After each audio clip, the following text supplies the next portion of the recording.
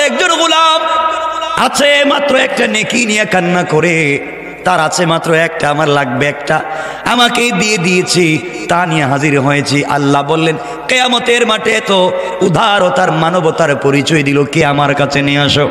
আল্লাহর দরবারে হাজির করা হবে।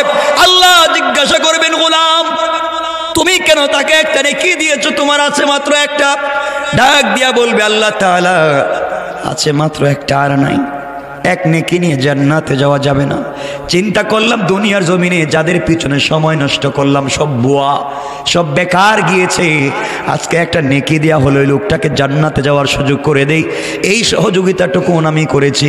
আল্লাহ রাব্বুল ইজ্জাতুল জালাল বলবেন গোলাম রে, কিয়ামতের ময়দানে আমার সামনে তুমি মানবতার দৃষ্টান্ত স্থাপন করতে চাও, তুমি আমার সামনে দাতা সাজতে চাও, এই পৃথিবীতে আমার চাইতে বড় দাতার কেউ নাই। কিয়ামতের মাঠে আমার চাইতে বড় দাতার কেউ নাই রে গোলাম। তুমি একটা নেকি দিয়ে দাতা সাজতে চাও, আমি আল্লাহর চাইতে বড় দাতা দুনিয়ার জমিনে কেউ নাই।